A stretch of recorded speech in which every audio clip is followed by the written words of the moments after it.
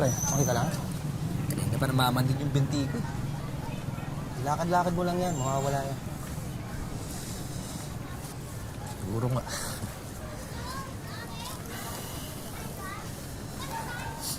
Kuya, sa pabahay lang po. Sige, tara. Ano, kaya mo? Kunin ko na yan. Kaya ko to pare. May sakit pa anak ko. Sayang din kita. Sige, salamat na lang ha.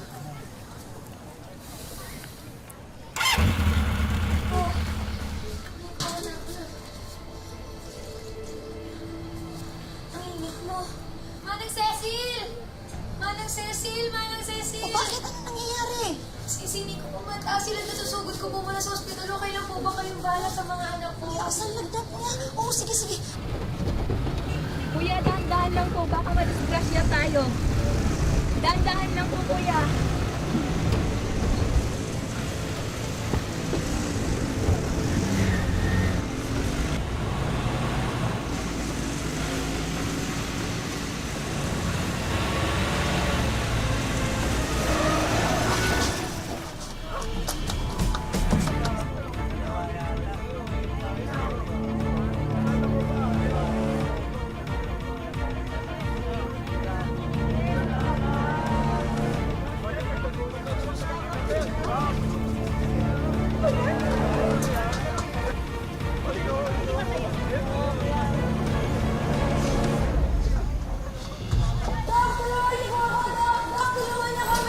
Wala, ano pong nangyari? Ano po nangyari? Hindi po makababa yung lagdat nito. Ito. Sige po. Kami na po ang bahala.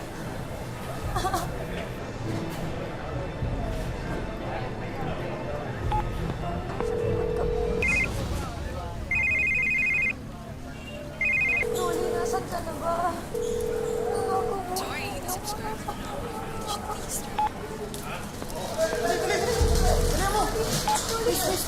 Kuya, Rolly. Asawa ko. Ano nangyari? Rolly.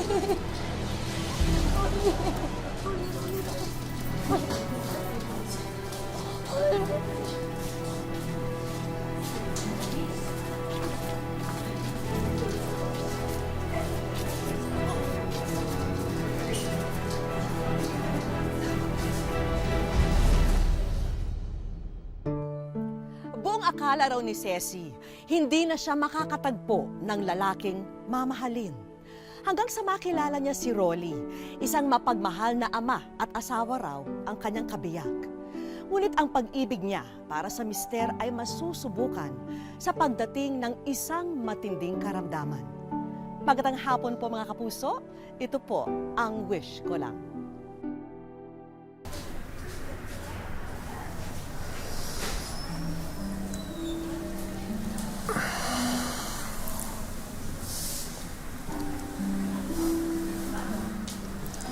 Kamusta si Nico? Okay na siya. Bumaba na yung temperatura niya, tsaka sabi ni Doc, okay na siya. Ikaw, kamusta ka? Hindi ko nga alam.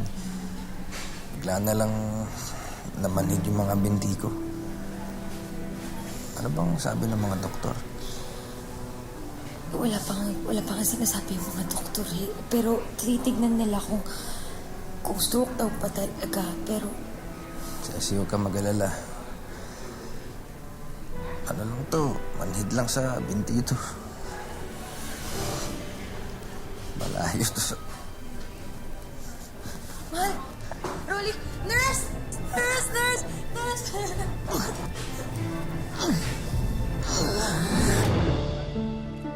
Noong una, akala ni Ceci ay dulot lang ng aksidente ang sakit na dumapo kay Rolly.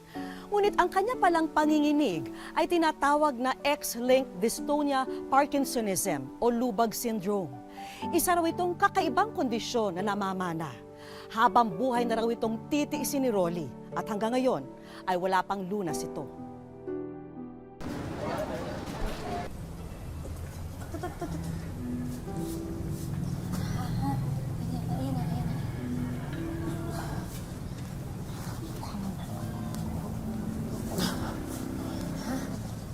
Nak, yung gamot ng tatay mo, ha? Kumuha ka ng tubig.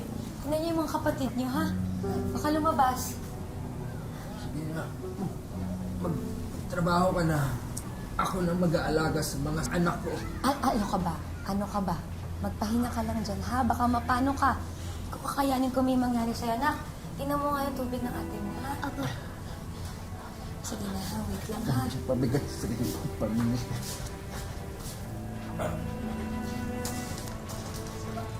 Dili. Ano dito? Si Papa mag-aalaga sa'yo. Halika.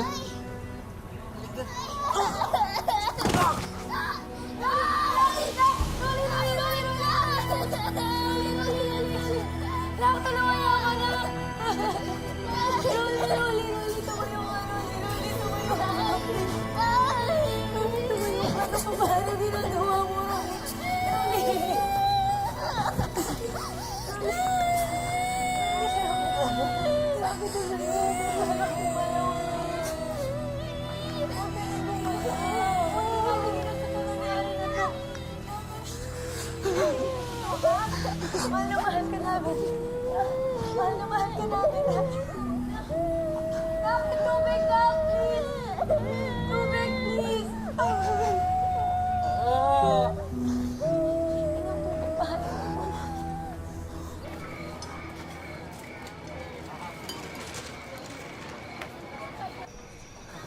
Kumain na po kay Mama. Sige na, kumain na kayo dyan. Si Carly, nasan? Pinapatulog po si Carlo. Nico, ikaw, kamusta ka?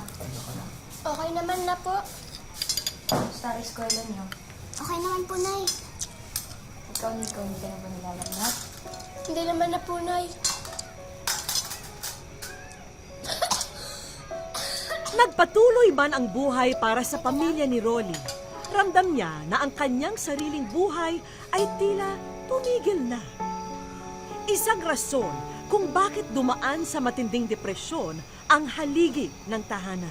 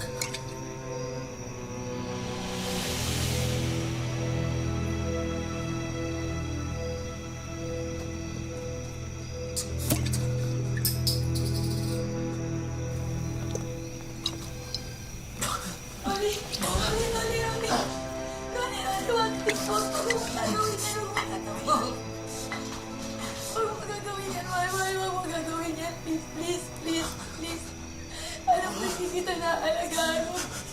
Pero, alam ko na kumulang ako. Pero please, huwag mo gagawin ko. Alam mo, please, ha? Mahal na mahal kita.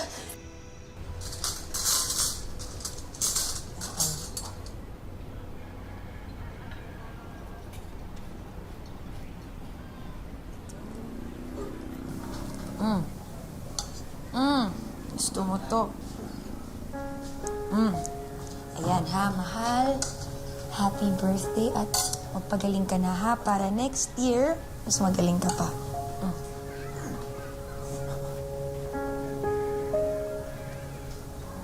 Sarap. Love you. Ay, wait lang. Ha, sige, kumain na kayo dyan. Mare, si kumpare. Ayan, may simpleng handaan kami. Kumain ka naman muna. Sige, mamaya na lang. Kailangan mamasada eh. Ah, Ay, Mare, yung cellphone pala ni kumpare. Kailangan ko lang soli.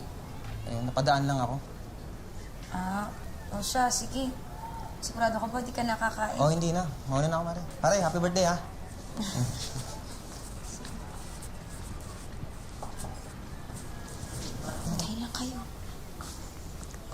Tingnan mo nga naman. Oh, gusto mo pa ba? Eh, hindi ko nga alam na makukuha ko pa pala tong cellphone mo. Tingnan natin kung gumagana pa, oh. Ay, gumagana pa.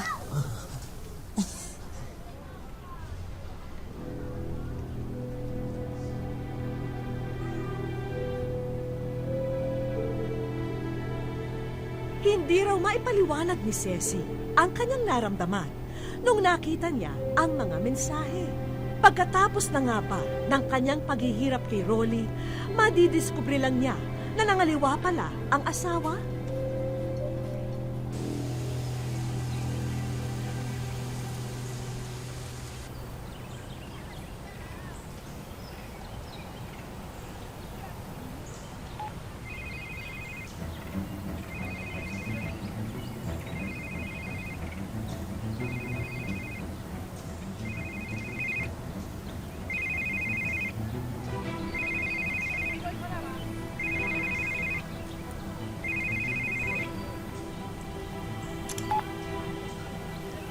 Hello?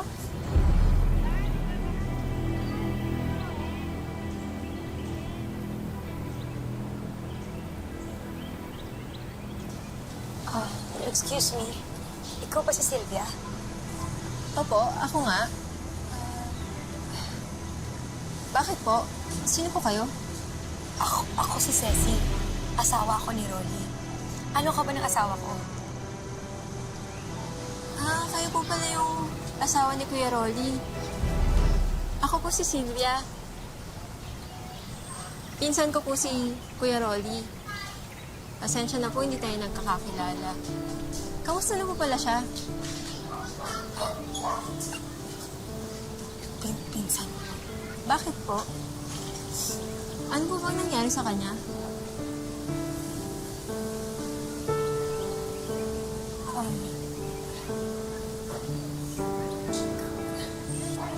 Akala ko kasi may iba yung asawa ko eh. Akala po ano? Akala ko may iba yung asawa ko. Hindi po. Madalas kang nakakwento sa akin ni Kuya eh. Kamusta na po ba siya? Ang kuya mo.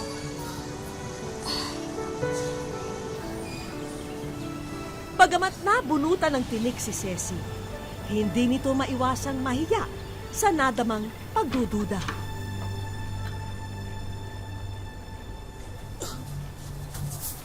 Kuya? Sylvia.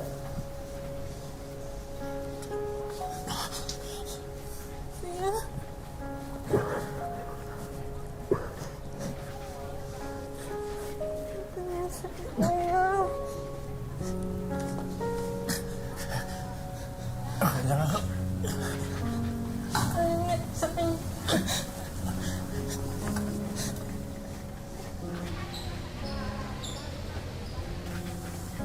Pasensya ka na ha. Kung ano nung naiisip ko eh. Alam mo naman kung gaano kita kamahal eh. Alam mo, kahit ganito tayo, hindi naman ako nagsisisi na nakilala kita.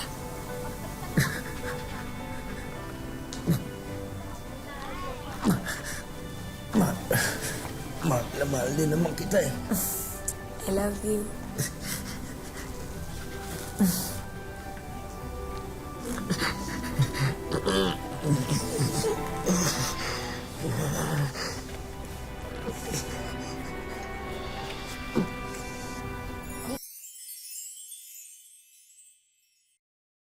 Sa aming pagbabalik, Hindi naman po ako hindi ko naman po nararamdaman yung sinasabing pagod. Kasi marami nga pong nagsasabi na, buti hindi mo iniiwan. Sabi ko, bakit ko iiwanan? Sabi ko, nagmahala naman kami yan. Paano kung sa akin po napunta yung sakit? Ay, wala. Ay, ano mo iwanan yan ako?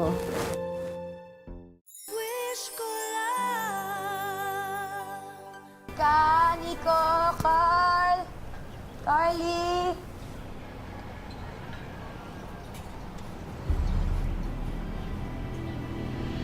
Mama? Oh, magkakasama kayo dyan, ha? Eh si Papa po kasi nagpupumilit. Gusto raw po kayo bigyan ng bulaklak.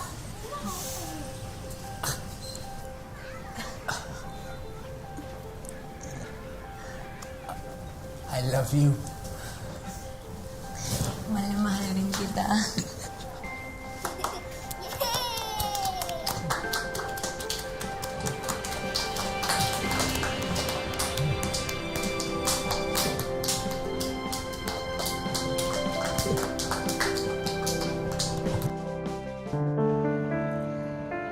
Sa loob ng munting bahay na ito, sa Bukawi, Bulacan namin unang nakilala si Rolly.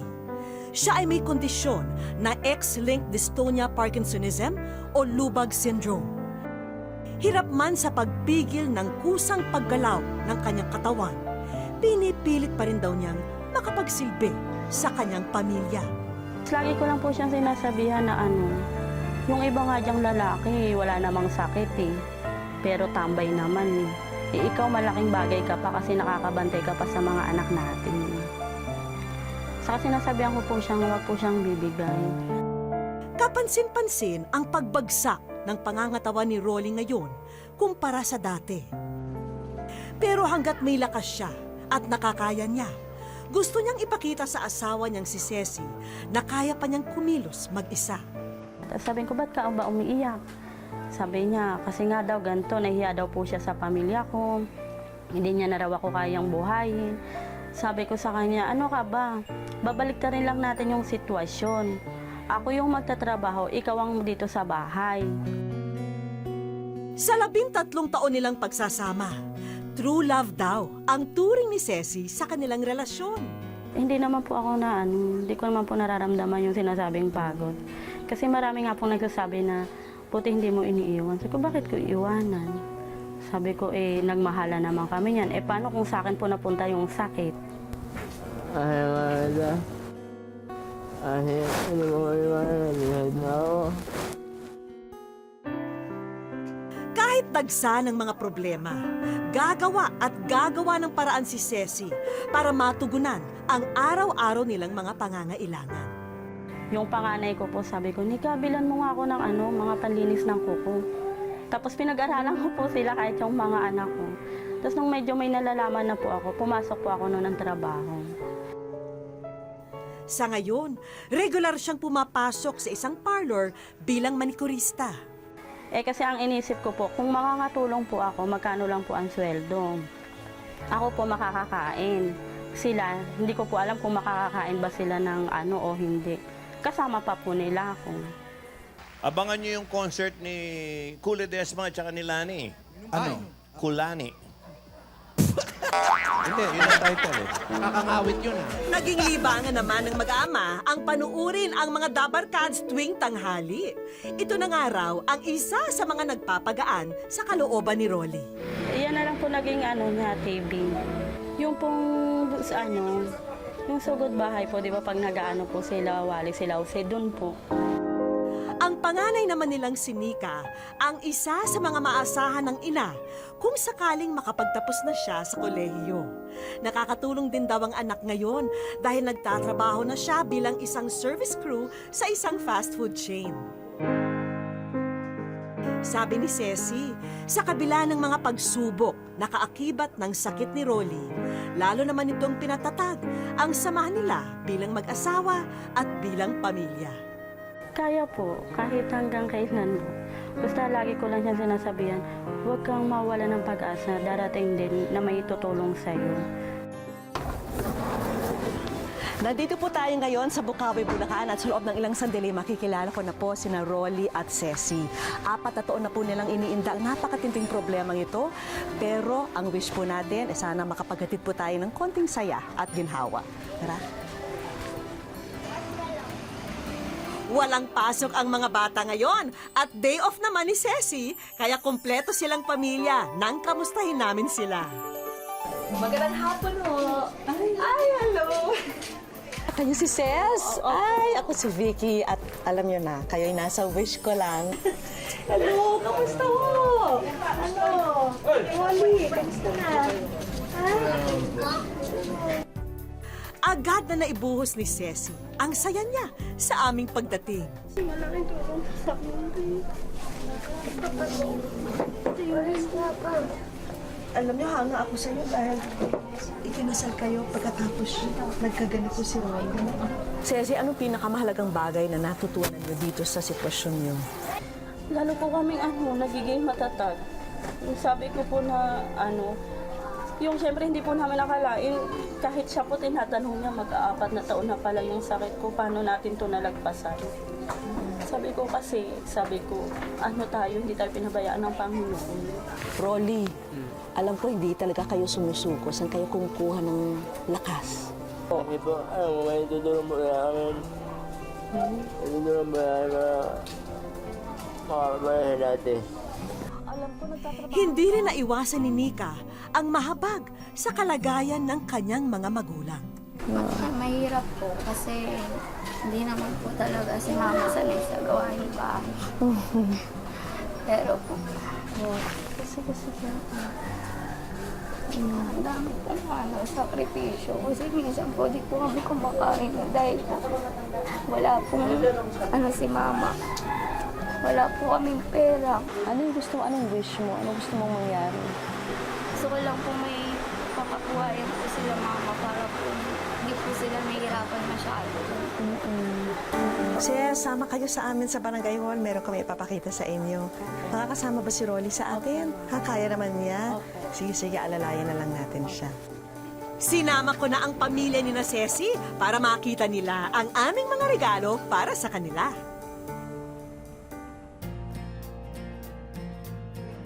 Ceci at Rolly, sana maibigan niyo ang bagong kabuhayan na tindahan ng fruit shake. May kompletong gamit at mga sangkap na yan para agad nang masimulan ito. Maraming salamat po sa wish ko lang, sa mga umano po sa amin, tumulong po, saka po kay Ma'am Vicky po. Maraming salamat po, malaking bagay po sa amin. At si Nika, tuwang-tuwa sa tumambad sa harapan niya. Ang bagong laptop na may kasamang pocket wifi. Balita namin kailangan mo ito sa iyong pag-aaral. Kailangan po talaga yung kahabol pa po eh. Ay, nag-home shop na lang po ako. Ito po, meron ka medical assistance ay worth 20,000 pesos. Naway makatulong ito bilang pambili ng mga gamot ni Rolly. Pero hindi rito nagtatapos ang mga sorpresa.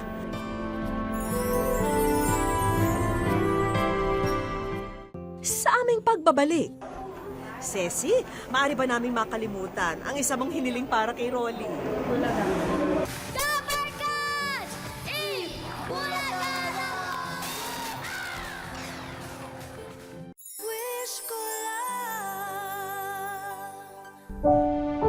Nakipag-ugnayan ang aming programa sa espesyalistang doktor para sa muling pagkonsulta at check-up ni Rolly.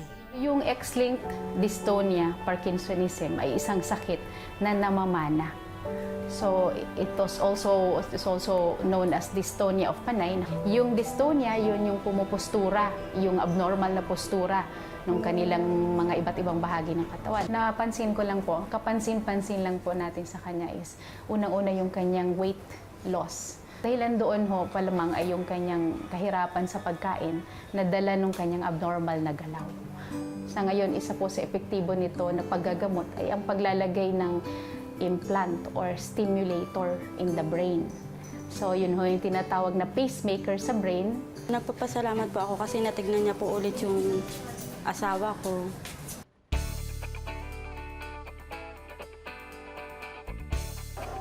Ceci, maaari ba namin makalimutan ang isa mong hiniling para kay Rolly? Hindi po makapagsalita, Mami. Kasi hindi po namin inaasahan. Dahil sa araw na to, mapapanood nila ng live ang paboritong palabas ng buong bayan tuwing tanghalian, ang Eat Bulaga. At para masiguro na maayos at komportable si Rolly, may kasama rin po kaming mga kaibigang nurse para umalalay sa kanila.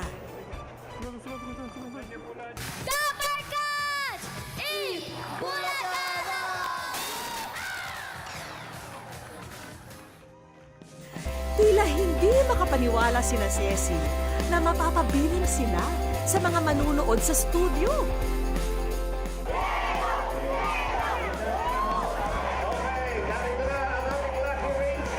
Nabigyan din ng pagkakataon ng ating mga bida na makita ng personal ang ating mga dabarkads na sina Pia at Pauline.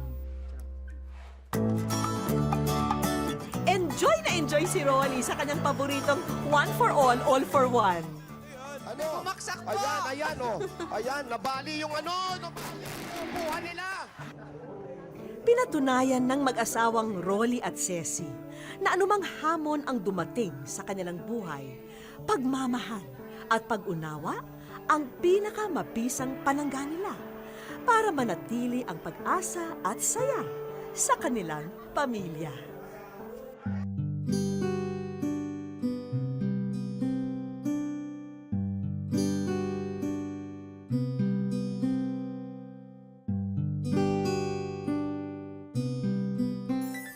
Pinatunayan ni Rolly na ang tunay na pamilyang nagmamahalan ay hindi lang magkasalo sa masasayang pagkakataon.